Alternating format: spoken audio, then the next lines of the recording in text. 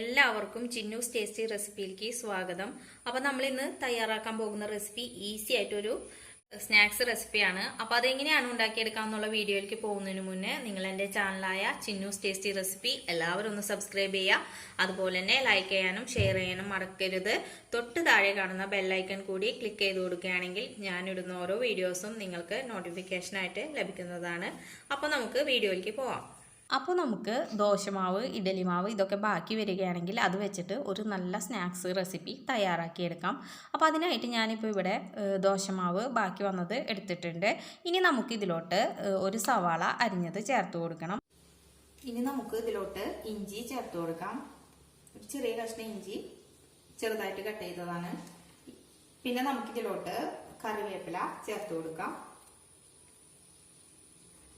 അതുപോലെ തന്നെ നമ്മൾ ഇതിലോട്ട് ഒരു സാമ്പാർ മുളക് കട്ട് ചെയ്തത് ചേർത്ത് കൊടുക്കണം.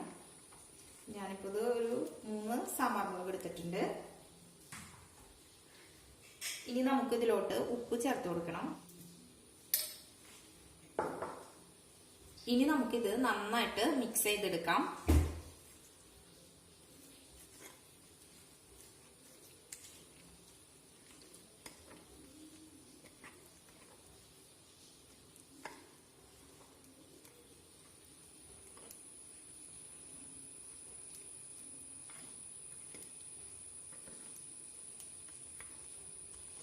ഉപ്പൊക്കെ കറക്റ്റ് അല്ലേ എന്നൊന്ന് നോക്കാം.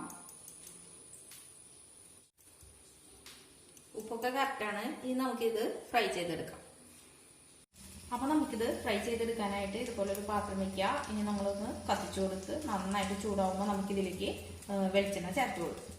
നമ്മുടെ പാൻ നന്നായിട്ട് ചൂടായിട്ടുണ്ട്. ഇനി നമുക്കിതിലോട്ട് വെളിച്ചെണ്ണ ഒഴിച്ചു കൊടുക്കാം. ഫ്രൈ ചെയ്തെടുക്കാൻ ആവശ്യമായത്ര വെളിച്ചെണ്ണ ഒഴിച്ചു കൊടുക്കാം. ഈ വെളിച്ചെണ്ണ നന്നായിട്ടൊന്ന് തിളച്ച് ഇതിലെ ബബിളുകളെല്ലാം പോയി കഴിയുമ്പോൾ നമുക്ക് ഓരോന്നായിട്ട് ഫ്രൈ ചെയ്യാം. ഇപ്പൊ തന്നെ നമ്മുടെ വെളിച്ചെണ്ണയിലെ ബബിളുകളെല്ലാം വറ്റി തുടങ്ങിയിട്ടുണ്ട്. നന്നായിട്ട് ചൂടായിട്ടുണ്ട്. ഇനി നമ്മൾ തീ ഒരു മീഡിയം ഫ്ലെയിമിൽ വെക്കുക. എന്നിട്ട് നമുക്ക് നേരത്തെ തയ്യാറാക്കി വെച്ചിരിക്കുന്ന കൂട്ട് ഒരു ചെറിയ കയ്യിലോണ്ട് നമുക്കിതിലോട്ട് കോരി ഒഴിക്കാം.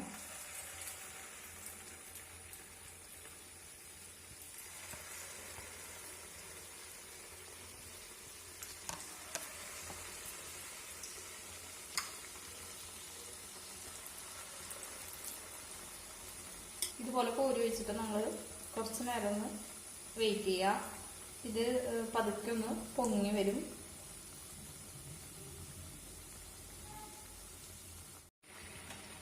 ഇപ്പൊ തന്നെ നമ്മൾ ഇട്ടിട്ട് ഇപ്പൊ ഇതേ കളറൊക്കെ മാറി. ഈ ഒരു കളറിൽ നമ്മളിത് കോരിയെടുക്കണം. അപ്പൊ ഇതേന ഇതിപ്പോ നന്നായിട്ട് കളറൊക്കെ മാറി. ഇത് വെന്തിട്ടുണ്ട് നന്നായിട്ട്. ഇനി നമുക്കിതൊന്ന് കോരി മാറ്റാം.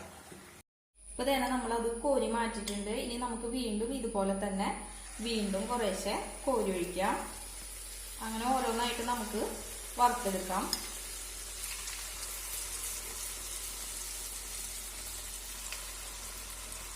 ഇതുപോലെ നമുക്കെല്ലാം വറുത്ത് കോരിയെടുക്കാം.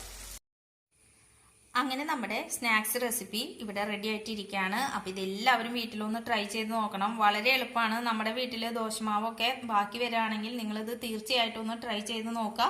എല്ലാവർക്കും നല്ലൊരു ദിവസം നേരുന്നു. നന്ദി, നമസ്കാരം.